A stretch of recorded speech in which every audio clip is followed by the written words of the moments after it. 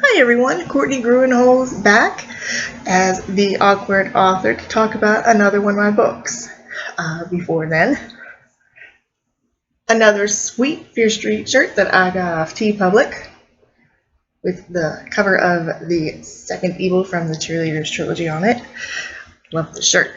So, okay, back to me, I guess. I just had to share my shirt. It's awesome.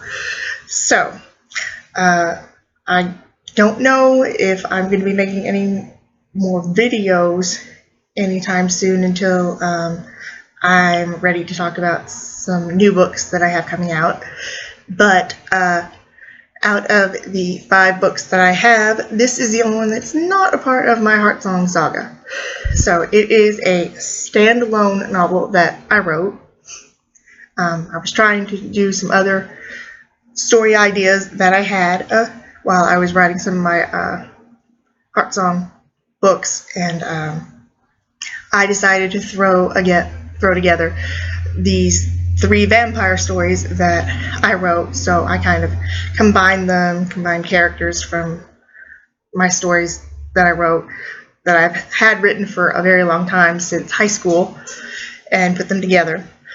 So, and it all came out into this one book about vampires, and it is called BloodEmbraced. Its full title actually is BloodEmbraced, a Vampire Saga. So, I guess I probably could have written it as like other books, but combining the 3 stories that I wrote about vampires since I was back in high school, kind of came out to one little book here. Since this is like the 5th book that I did, I think it's the most professional looking of my books that I have, with the glossy cover. And I found this cool picture of a cemetery gate, and I just liked it. I thought it looked very gothic, very vampire. So I put it on the front, and I found this cool little font where like the 2 O's in blood were like linked together. So I really like that font. So this is the only thing that's not Heartsong related. So it's a standalone book. It was the last book that I had published before I found out that I was pregnant, because I was getting ready to go start a new job, and then I was pregnant, so I left that job through my pregnancy to just take care of myself. So it is, well, the story actually ends on page 315, but it has 317 pages. I'm pretty happy with how it turned out. Of course, it has page numbers because I learned from my first mistake. So I guess I would try to do something where I didn't have so little room here at the top. It just seems like it's so close to the edge of being cut off. But out of the way they look, book-wise, is probably like the best one I did. I actually have a picture of myself on here. I have a few more pictures that I have for like author photos, but so of course it's one that I took myself, a selfie. So, but out of all my books I have, this is probably the most professional looking one that I'm most proud of, aesthetic wise. But I'm proud of all my stories, content wise. Aesthetic wise, this is like the best one. I'm eventually going to, when I come out with one of my new Heartsong books, which is my mythical books, I'll try to do better research and find out how much my actual books cost. Of course, Kindle copies cost $2.99. So, but I like having an actual physical copy of my book. But there is a Kindle of this. So, this also came about because a couple of people that I knew and told them about my Heartsong books, try to get word of mouth, since I am like my own editor, my own publisher, my own publicity. So I told this woman that I knew from when my husband and I were working out at the gym, the owner of the gym. I told her about my books, and she was like, "No, that's really great." And she's like, are they kind of like, 50 Shades of Grey kind of books? And I was like, no, they're nothing like that. They're like actual romance. And she's like, well, I know a lot of people are into, all the really spicy, 50 Shades of Grey and all these other books that come out afterwards, even though there's plenty of adult erotic fiction that came out before 50 Shades of Grey. So she's like, maybe if you wrote it like really sexy and steamy like that, you could probably get more people to buy it. So I guess I was like, well, vampires are already sexy and steamy. Maybe I'll try to turn up the heat in this book a little bit. So if you did look for this book, nobody under 18 could buy it. That's the way I had it. So I didn't really have any kind of promotion things that I could do with it because the Amazon Kindle publishing thing won't kind of promote adult literature. So it's just there's sexual situations in here that I don't think are very appropriate for high schoolers to read, because you'll go and read like something that's in the library and come across something that's like, are high schoolers really supposed to be reading this? So it's kind of more for mature audiences. So yes, it does have romance in it, but again, I don't think anybody should be pigeonholed on what kind of genres of books that you could read. So, but yeah, it's a little bit more spicy and kinky than my Heartsong ones, and if you do get a chance to end up reading them, I always try to keep it as clean as possible, so that if your 14, 15-year-old daughter got a hold of the book and was reading it, it would be okay. It's not that bad. It's not overt. This is kind of more overt, or overtly sexual, a little more erotic, so that's just why I made it more adult. So, the main draw of the book is that it's written, of course, since its full title is called BloodEmbraced, A Vampire Saga, it is about a vampire. His name is Stefan Bragacy, and he is a vampire. He's living in modern-day New York, though, as a best-selling reclusive author named Stephen Bridgeton. And he writes kind of those overtly sexual, like kind of psychological thrillers. So his publisher tells him that it's time for him to write something a little different, maybe something that's more his books, his themes are so strong and overt that he kind of turns off female readers. But male readers are really into it. So she tells him to try to write something that's going to be a little bit more personable and that people can relate to.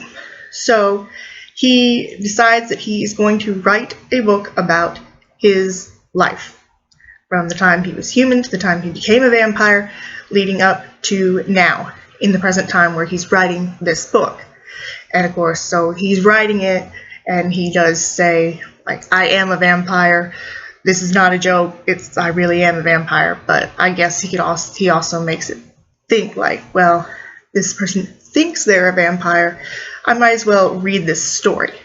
So it counts his life from the time that he's born until the present time, and a little bit of stuff goes after the story. But most of it's flashbacks to his life, how he became a vampire, and when he was a mortal man, he was in love with a girl named Nalara, and they were going to be married. She was killed, and she was turned into a vampire, and she turned Stefan into a vampire. So it kind of goes through their struggles with each other, kind of playing like little mind games with each other, and going after victims and trying to get in under each other's skin. So a lot of sexual tension, kind of a love-hate relationship. So and they end up picking up more vampires as the years go by, There's Graham Claiborne, who they turn in Victorian England, and then there's Ivy Parrish, they turn like in the late 70s. And so they kind of go through as a family, but have like this love square going on. You know, Ivy's in love with Stefan, and Graham's in love with Ivy, but he's in love with Nalara. Nalara's in love with Stefan, but you know, Nalara is also in a relationship with Ivy. So it's all over the place. And then it counts how the biggest event that happens in Stefan's life is when he and Nalara and Graham and Ivy have got this whole system going on in a plan to turn the entire world into vampires. And they end up involving 3 humans in their lives. Jade Jessman, her high school boyfriend, Mark Kasnoff, and then Mark's wife, Lisette, that they met in college, who is now Mark's wife. And their little kind of love triangle gets pulled in too. So, and then eventually the vampires start, I guess, losing hold a little bit, and then the police start getting involved with the goings on. So it entangles a lot of different plot lines and storylines, so it might seem a little difficult, but it's not really that hard. Again, it's 3 stories that I wrote about vampires when I was back in high school. So I just kind of combined characters, names, composites together. So it's this whole entire saga all in one book. So, which I kind of do that a little bit in some of my Heartsong books, where it looks like I could space them out into more books, but I just kind of throw it all at you. That's just the way I wrote them, and I don't want them to be too short. Like I said, it says it's 317 pages, and the only way I could ever think of making it longer would be to have it reprinted in the future, spaced out differently, but it's basically what it is. It just recounts Stefan's life leading up to now. And so a lot of overtly sexual themes, different relationships thrown together. And so it may seem like a bunch of other different kind of maybe plot lines or storylines from other kind of maybe vampire novels a little bit. So, you know, of course, I got into vampires when I was in high school, you know, reading Anne Rice and stuff like that, and having to go see like the play of Dracula, because we read Dracula in high school for English class, and then we watched, Francis Ford Coppola presents Bram Stoker's Dracula. So I always liked vampires, and it's very easy to just kind of write your own kind of vampire story or lore. And then, of course, there's Salem's Lot by Stephen King, So there's a lot of good vampire fiction out there.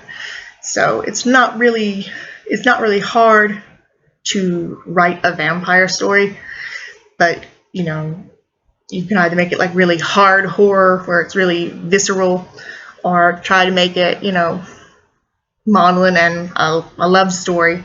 So I mean, I'm proud of it. I like it. I think anybody who is a fan of vampire fiction would enjoy it too. Like I said, it's a little bit more overtly sexual than my Heartsong ones. Heartsong, the romance in it's kind of more like subtle and innuendo. Some of this is just more in your face. And, and I don't know anything about like BDSM and stuff like that. So, but some people say that the 50 Shades of Grey books don't really cover it very well either. So I'm not claiming that it is about BDSM, because I know nothing about it, and I've only, read books about it. When I'm talking about erotic literature, I don't mean just 50 Shades of Grey. If you go back and read like Anne Rice's Sleeping Beauty quartet, it's very BDSM and just very out there. And, you know, I think one time Stan Rice said about his wife, she's no more like into BDSM than she is a vampire. So I'm stating it right now. I don't know anything about BDSM. I just, I've read books, I've seen movies. I just threw together stuff that just came into my head, and, kind of stuff that I couldn't put in my Heartsong stories to make it, just out there. So, because that's just not what the Heartsong Saga books are about. They're about epic romance. This is about vampires and sex. So I'll just go ahead and say it right there. So, in my own special, awkward way. Again, I'm my own publisher, my own editor, my own publicist, so. But that is BloodEmbraced, a vampire saga. The 5th book that I've written and the last one that I had published. I hope to very soon have some of my other Heartsong books coming out. My like midfuls and stuff in between the 4 books of my main Heartsong Saga. And I am going to be working on stuff that is not Heartsong related. I have another book in mind that's going to be not about vampires, but still kind of in a more adult-oriented sort of way, a more kind of adult type of story, based on a story, again, that I wrote in high school. I always wrote so many stories in high school, and some of them I just didn't think that they were good enough to even like turn into like certain English projects or something. So I just kind of wrote them for my own enjoyment. But also now that I have a daughter, I want to kind of publish books for her to read when she's an adult. So I've got all these books behind me that are mine. I'm going to give them to her when I'm gone. She can do whatever she wants with them, but hopefully she'll keep them, and then she'll have the books that I wrote, and once she gets older, she'll be able to read them. So I'm not really good at writing stuff just for kids. So my audience is more, young adult and upward. So, but, so that's pretty much all I can say about this book. Again, I don't know when I'll be making another video. Hopefully I'll be making another video soon about any new books I put out. Again, I kind of had ideas to go through my entire Heartsong Saga books, if anybody would like me to go in depth about them, which would be very full of spoilers. I could do one for BloodEmbraced too, so it wouldn't be like me reading the books and making videos of them, of me reading. It would be me kind of skimming through it just to give you a more outlined plot about what is going on. But again, if you'd like to leave me comments about things that you would like me to see, you'd like to see me talk about stuff that I've written. I have more books that I can talk about. I've done library things in my book nook before, but I can go back and redo them. I used to do videos about recommendations for like Halloween and stuff. I don't remember what movies I talked about, but I could always go more in depth because I don't like spoiling things. If I want you to see a movie that I like, or I want you to read a book that I like, I want you to find out for yourselves whether you like it or not and not spoil it for you. So, with that said, I'm going to end this very awkward video. But I hope that you have a good day, and until I see you next time, I'm Courtney Gruenholz.